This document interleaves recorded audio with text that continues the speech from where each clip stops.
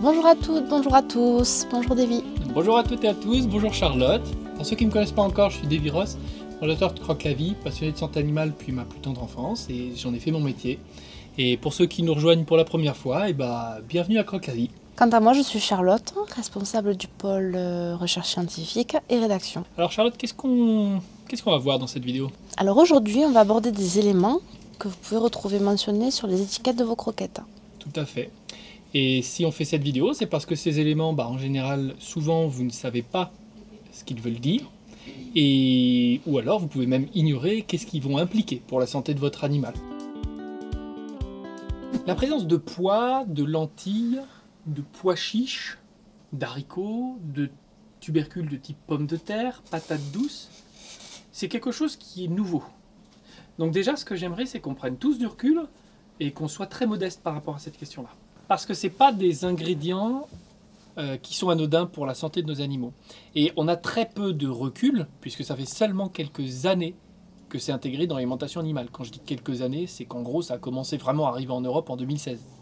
Et pourquoi ils ont intégré ces ingrédients? Alors, premier point. Pourquoi on a intégré des légumineuses et des tubercules? Pour former une croquette, on l'a déjà dit, il faut des glucides, de l'amidon. Donc les céréales ayant été diabolisées, on les a remplacées par des légumineuses et des tubercules. Et là, les tubercules sont aussi riches en glucides. Ces glucides-là ne sont d'ailleurs pas des plus digestes. Tout à l'heure, je me suis permis de prendre aussi ce dossier-là, parce qu'il y a des études aussi faites sur la question, encore une fois, c'est pas moi qui l'invente, vous voyez. Effet de 6 sources glucidiques, ce qui apparaît très clairement dedans, il y a notamment le pois qui a été testé, le manioc, etc., par rapport au riz et par rapport au maïs. Bon, moi je ne suis pas très étonné, ceux qui ont une moins bonne digestibilité, c'est effectivement, là notamment les pois et les lentilles. Donc il faut arrêter de me dire qu'on utilise ça parce que c'est plus digeste. Ça c'est n'importe quoi. Donc pour la question de l'argument de la digestibilité, je pense que le débat est clos, il n'y a pas d'argument sérieux sur ça, c'est faux.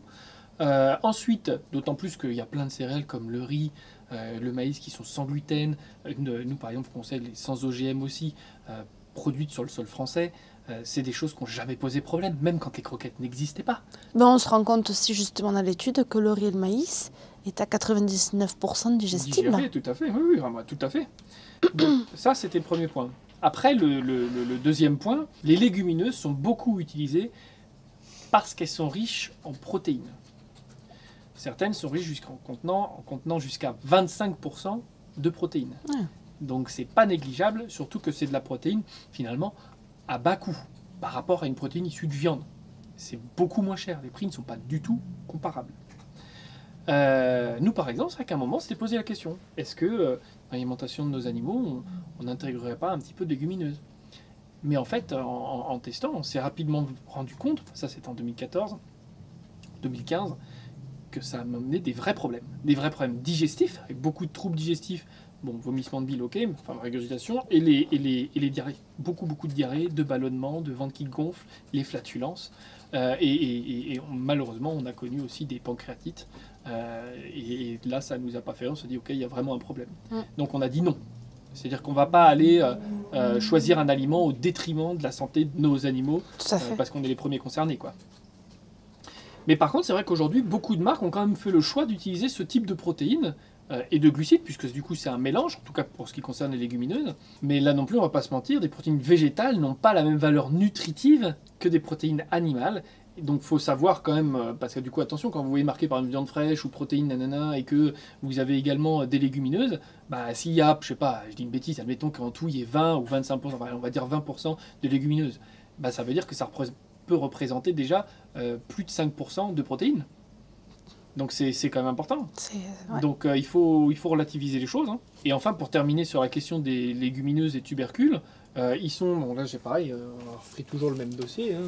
Donc, par exemple, on a l'étude de la FDA qui aujourd'hui démontre qu'il y a effectivement un vrai lien potentiel entre des cardiomyopathies dilatées, donc des cœurs qui gonflent et qui en général donnent des durées de vie de seulement 2 ans après, dès que la maladie est déclarée.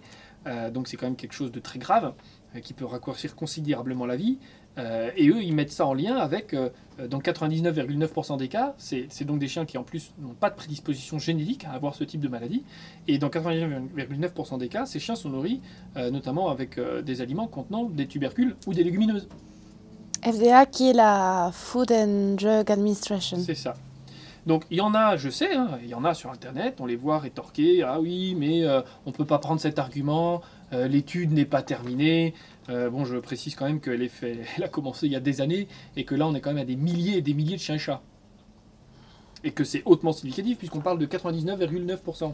Donc j'aimerais savoir quand est-ce qu'on va terminer cette étude. Moi je pose la question. Donc du coup, pareil, je suis bête et méchant. Donc, vu que maintenant il y a plusieurs autres études, on va prendre d'autres études. Bon, je suis désolé, je ne la retrouve pas tout de suite, mais de toute façon, je m'en souviens très bien. C'est une étude qui a été publiée toute fin 2021, donc c'est extrêmement récent, en décembre 2021 d'ailleurs.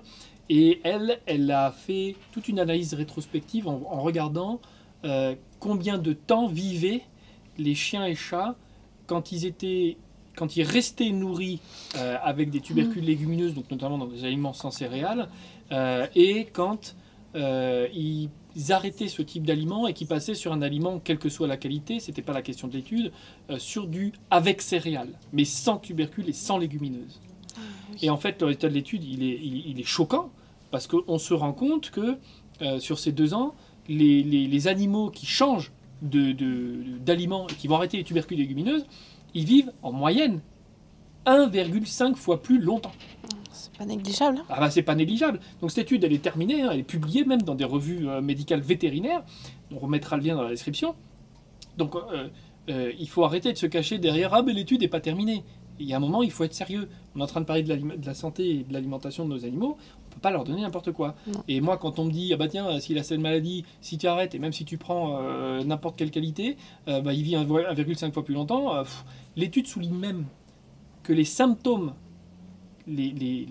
par exemple des normes au niveau sanguin, la tension, le nombre, la fréquence cardiaque, la rythmicité du cœur, dans la plupart des cas, ils ont vu que ça allait même dans le sens de l'amélioration. Alors ça ne guérissait pas de la maladie, mais ça améliorait. Ouais.